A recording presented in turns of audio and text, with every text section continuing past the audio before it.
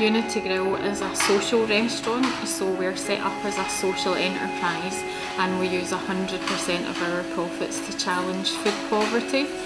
The aims of the project are based around the social nature of food and how we like to gather together to eat together, and people that experience food poverty start to miss out on those connections.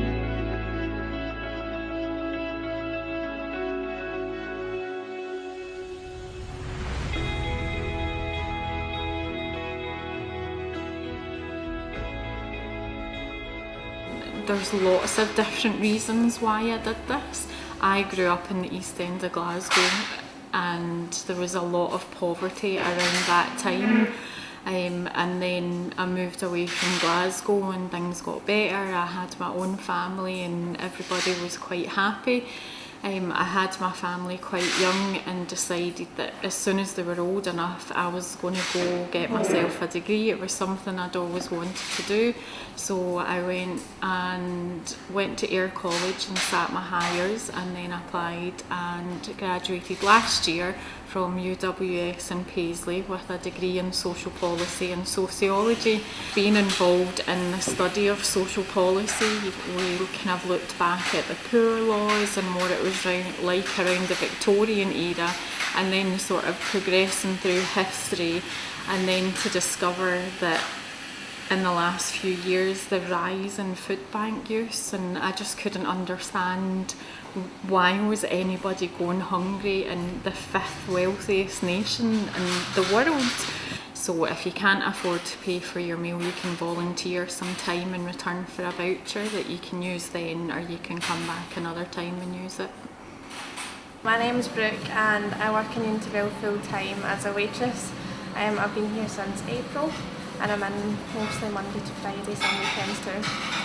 I worked in a hairdressing salon and then I worked in Debenhams for Coast and then I moved on to Unity Grill. I mean, in like retail you can never make anyone happy, I guess, but in here when you're seeing your customers walking out and happy with the job you've done, then it makes your day too.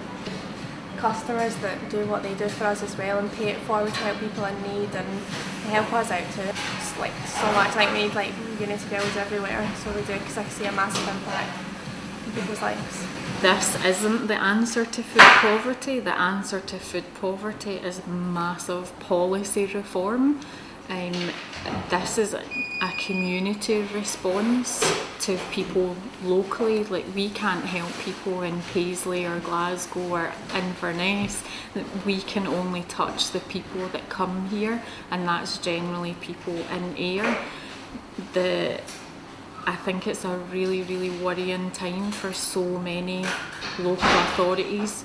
Universal credit is being rolled out across the whole of Scotland, and of course the Scottish Government, that's not in their remit. They can't do very much about that. I think a lot of food banks are finding themselves up against it because demand is increasing. If someone applies for universal credit, the official line is a 5-week wait, but in reality it's sometimes up to 12 weeks. Now, if families are being faced with no income for 12 weeks, that's absolutely devastating for families. Universal credit isn't going to go anywhere anytime soon, so I'm not sure what the future holds for so many people that are kind of on the line anyway. There's a fine line and it doesn't take much to knock people like flat into poverty, so I'm really not sure what the future holds. But I do know that charity isn't the answer to this. People need to have cash in their pockets to go buy the food that they need. The work doesn't seem to stop at the front door. What type of stuff is Unity Grill doing out in the community? There's a lot of things, like, we couldn't have ever known what was to come. So we've just finished yesterday. We gave out 1,000 meals to kids across Ayr North from Christmas Eve up until yesterday at lunchtime. That was something that we couldn't have possibly imagined that we would be able to do. We're really privileged that we could do that, but it's bittersweet because it's really depressing that so many kids are needing our help. Obviously there's no schools open over the winter holidays, the council don't have any staff over the winter holidays, everyone's off for Christmas. So it was either let these kids go with maybe a sandwich or whatever, or we step up and we provide hot meals. So every single day over the winter holiday we gave out soup and a hot meal and a snack. And then over the 2 Fridays we gave out weekend packs, so we filled them with bread and milk and cereal, beans and soup, things that would keep the family going over the weekend.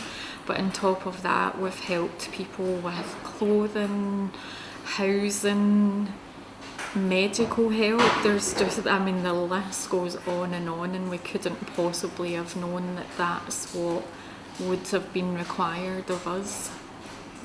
I think if we can break down the misconceptions about what Unity Grill is, first and foremost, we're a business, so we have to have customers come in and pay for their meals.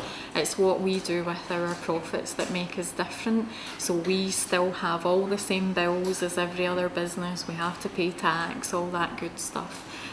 But what's left over after our staff have been paid and all the bills are paid, we plough that straight back in to doing the good stuff. That's a model that should mean that we can sustain ourselves. We shouldn't really have to do fundraisers.